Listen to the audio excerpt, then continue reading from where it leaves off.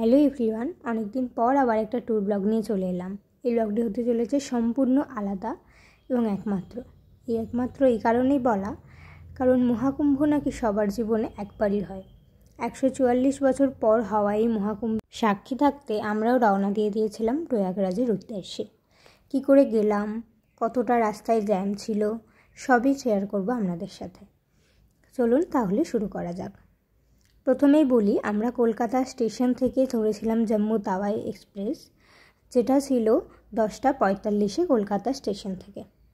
প্রথমেই বলি, এই ট্রেনটার যদিও গন্তব্যস্থল জম্মু, তাও এটা ডিডি উপাধ্যায়া এবং বেনারস এইসব স্টেশনে দাঁড়াবে। আপনারা যদি চান সেখান থেকেও নেমে গাড়ি করে প্রয়াগরাজের উদ্দেশ্যে রওনা দিতে পারেন, যেরকমভাবে আমরা গিয়েছিলাম, সেটাও কিছুক্ষণ পর দেখাবো।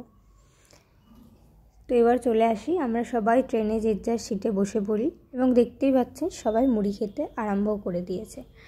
কারণ আমরা যেহেতু খুব সকালে বেরিয়েছিলাম, সেইভাবে কিছু খাওয়া আসা হয়নি, সেই কারণে সবাই এখন আমরা খেতে ব্যস্ত।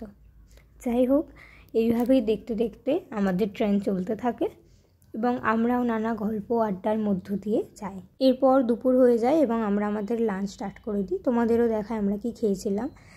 আজকের লাঞ্চটা আমরা সবাই বাড়ি থেকেই ক্যারি করেছিলাম।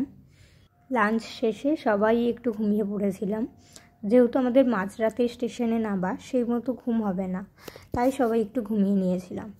তারপর দেখতে দেখতে সন্ধ্যা হয়ে গেল। সন্ধ্যায় তো চা মাস্ট, এখানে সবাই দেখতে পাচ্ছ আমাদের সবাই চা নিয়ে নিয়েছে। এবার দেখায় এসি কামরার ভিতরেও ঠিক এরকম ভিড় এবং অনেক লোক উঠে পড়ছে, সিটে বসে পড়ছে। এটা তো হচ্ছেই, মানে আমরা যে ভিডিওতে দেখছিলাম এটা কিন্তু সত্যি। তো যাই হোক, আমরা অবশেষে রাত 1:30 নাগাদ পৌঁছে যাই ডিডি উপাধ্যায় জংশনে। তারপর আমাদের পার্কিংয়েই দাঁড়িয়েছিল গাড়ি, সেখানে আমরা যোগাযোগ করে পৌঁছে যাই গাড়িতে সব জিনিস লোড করার পর আমাদের গাড়ি রওনা দিয়ে দেয় প্রয়াগরাজের উদ্দেশ্যে। আমি যে এখন ভিডিওটা করছি, এটা রাত 2টোর সময় এরকম যাচ্ছে, কিন্তু সামনে দেখতে পাচ্ছেন পুরো জ্যাম লেগে আছে।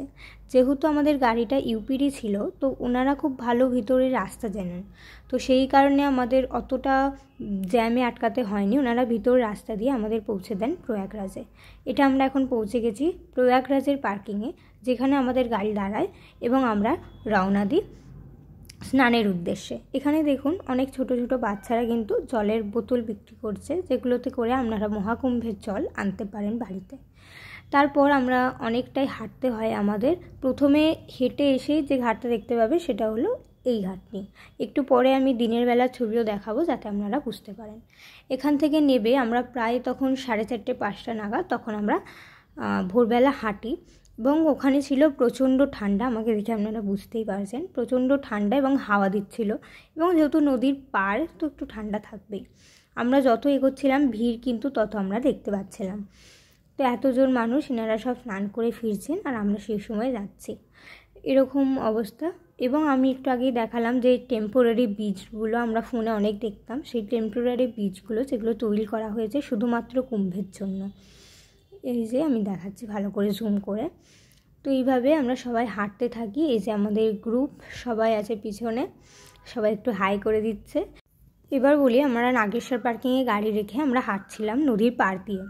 যত আমরা যাচ্ছিলাম সঙ্গমের উদ্দেশ্যে, তো তত কিন্তু ভিড় বাড়ছিল এবং বেলাও বাড়ছিল। আমরা এসেছিলাম ভোরবেলা, তারপর সেখান থেকে প্রায় 7টা বা 7:30 নাগাদ আমরা পৌঁছে যাই সঙ্গমে। একটু পরেই দেখাবো, যেখানে লেখা আছে সঙ্গম। তো এখানে এটা ছিল 22 নয়তো 23 নম্বর ঘাট, যেখানে আপনারা আসতে পারেন সঙ্গমের জন্য নাগেশ্বর পার্কিংয়ে গাড়ি রেখে। একটু পরে আমি রাস্তাটা দেখিয়ে দেবো যে নাগেশ্বর পার্কিংয়ে গাড়ি রাখলে আমরা কোন রাস্তাটা দিয়ে আসবেন। এখানে কিন্তু অনেক মানুষ এসেছে, অনেক মানুষ স্নান করেছে। আপনারা দেখুন ভিড়টা শুধু ছিল, যত বেলা বাড়ছিল কিন্তু ভিড় বাড়ছিল। এবং আমি একটা কথা বলি যে জায়গাটা যেহেতু অনেকটা বড়, তো ভিড়টা কিন্তু ম্যানেজেবল ছিল। তারাও আসলে চেষ্টা করবেন ভোরবেলার দিকটা করে আসার, তাহলে খুবই ফাঁকা পাবেন।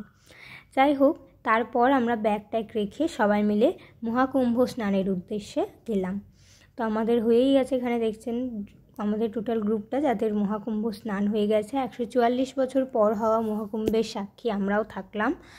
তারপর দেখায় স্নানের পরে ভিড়টা যতটা বাড়ছে, তখন প্রায় 9টা সাড়ে 9টা বাজে, ঠিক এরকম পরিমাণে ভিড় কিন্তু বেড়ে গেছে। আমরা যখন এসেছিলাম ভিড়টা অনেকটাই কম ছিল, তারপর অনেকটাই ভিড় বেড়ে গেছে। তার ফাঁকে আমি ছোট্ট একটু ভিডিও করে নিলাম সবাইকে নিয়ে। তারপরেই যেহেতু ভিড় বেড়েছিল, আমরা ভেবেছিলাম ওখানে টেন্টে থাকবো। টেন্ট আমাদের বুক করাও ছিল, কিন্তু সেটা 17 নম্বরে ছিল। আমরা স্নান করেছি 23 নম্বর ঘাটে। তো টেন্টে থাকবো বলেই কিন্তু আমরা আমাদের লাগেজগুলো ক্যারি করেছিলাম। কিন্তু পরে এত ভিড় দেখে আমরা ডিসাইড করি যে না, আমাদের যেহেতু স্নান হয়ে গেছে আর পরের দিন যেহেতু শাহী স্নান মাঘী পূর্ণিমা আছে, তো ভিড় যেহেতু বাড়ছে, তো আমরা এখান থেকে চলে যাই। আর একটা কথা, আপনারা কিন্তু সানগ্লাস, টুপি, মাস্ক এগুলো ক্যারি করবেন। আর একটা জিনিস দেখাই, আমি আঙুল দিয়ে যে জায়গাটা এখন দেখাবো সেই দিকেই হচ্ছে কিন্তু আসল কুম্ভ মেলা, মানে নাগা সন্ন্যাসী বা যে কোনো মন্দির সব কিন্তু আছে ওই পারে।